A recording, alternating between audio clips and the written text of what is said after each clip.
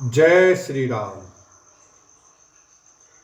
करी के हरि निशिचर चरही दुष्ट जंतु बन भूरी विष वाटिका की सोह सुत सुभग सजीवन मोर लखन सिया राम जय जय राम। हाथी सिंह राक्षस आदि अनेक दुष्ट जीव जंतु वन में विचरते रहते हैं। हे पुत्र, क्या विष की वाटिका में सुंदर संजीवनी बूटी शोभा पा सकती है? बन हित कौल की रात किशोरी रचि बिरंच विषय सुख भोरी पाहन क्रम जिम कठिन स्वभाव तिनहि कले सुन कानन काऊ। वन के लिए तो ब्रह्मा जी ने विषय सुख को न जाने वाली कोल और भीलों की लड़कियों को रचा है, जिनका पत्थर के कीड़े जैसा कठोर स्वभाव है। उन्हें वन में कभी कलेश नहीं होता। कई तापसतीय कानन जोगु जिन तप हेतु तजा सब भोगु सियवन बसे तात के ही भांति चित्र लिखित कपि देख डराती। अथवा तपस्वियों की स्त्रियां वन में रहने योग्य हैं, जिन्होंने तपस्या के लिए सब भोग तज दिए हैं। हे पुत्र, जो तस्वीर के बंदर को देखकर डर जाती हैं, वे सीता वन में किस तरह रह सकेंगी?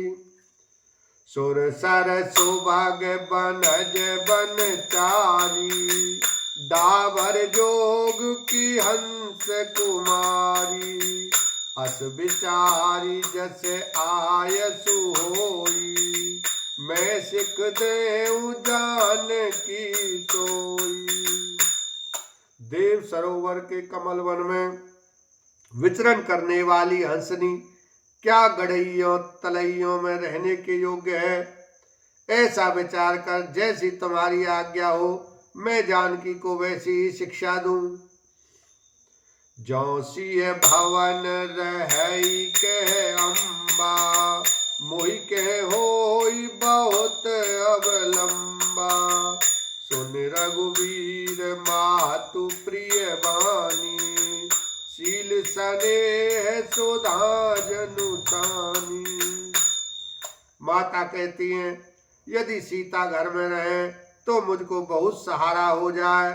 श्री रामचंद्र जी ने माता की प्रियवाणी सुनकर जो मानो शील और स्नेह रूपी अमृत से सनी हुई थी, कही प्रिय बचन विवेकमय कीन मात परितोष लगे प्रबोधन जान की प्रगट विपिन गुण दोष लखन सिया राम जय जय राम।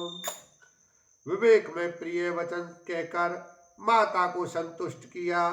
फिर वन के गुण दोष प्रकट करके वे जानकी जी को समझाने लगे। मास पारायण 14वां विश्राम।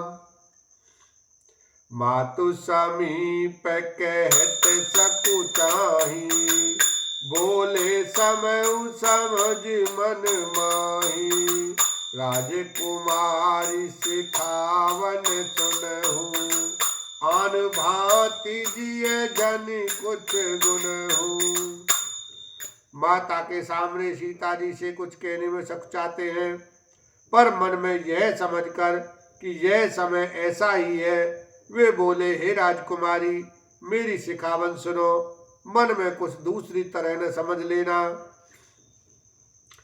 आपन मोरनी के जो चहु बचन हमार मान गृह रहु आयसु मोर सासु सेवकाई सब विधि भामनी भवन भलाई।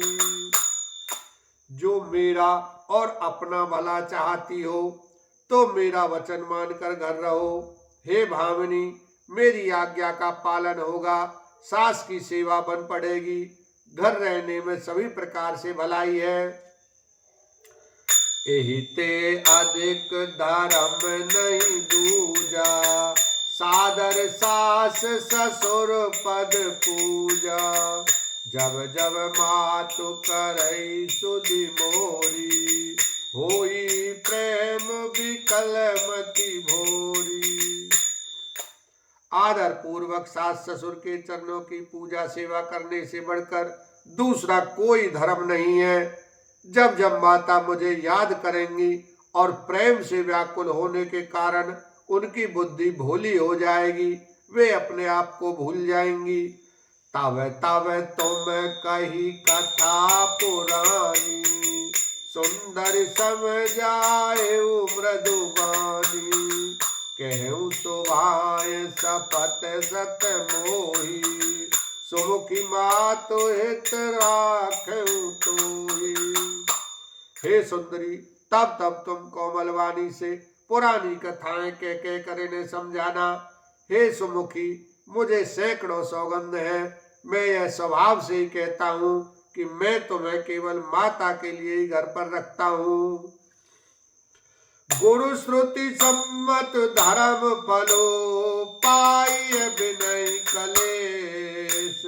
हट वस सब संकट सहे, गालव नवस नरेश। लखन सिया राम जय जय राम। मेरी आज्ञा मानकर घर पर रहने से गुरु और वेद के द्वारा सम्मत धर्म के आचरण का फल तुम्हें बिना ही कलेश के मिल जाता है, किंतु हट के वश होकर गालव मुनि और राजा नहुष आदि सबने संकट ही सहे हैं। मैं पुण्य कार्य प्रवान पितुवानी, बेग पीड़ा वह सुनो सुमुख सयानी। दिवस जात नहीं लागे बारा, सुंदर सिखवन सुनऊ हमारा। हे सुमुख, हे शयानी, सुनो, मैं भी पिता के वचन को सत्य करके शीघ्र ही लौटूंगा। दिन जाते देर नहीं लगेगी। हे सुंदरी, हमारी यह सीख सुनो। जो हट करहु प्रेम बस बामा, तो तुम दुख पाओ परिणाम। कानन कठिन भयंकर भारी, घोर घाम हिम बारी बयारी। हे वामा, यदि प्रेमवश हट करोगी तो तुम परिणाम में दुख पाओगी। वन बड़ा कठिन कलेशदायक और भयानक है। वहाँ की धूप, जाड़ा, वर्षा और हवा सभी बड़े भयानक हैं। बोलो सियावर रामचंद्र की जय, उमापति महादेव की जय।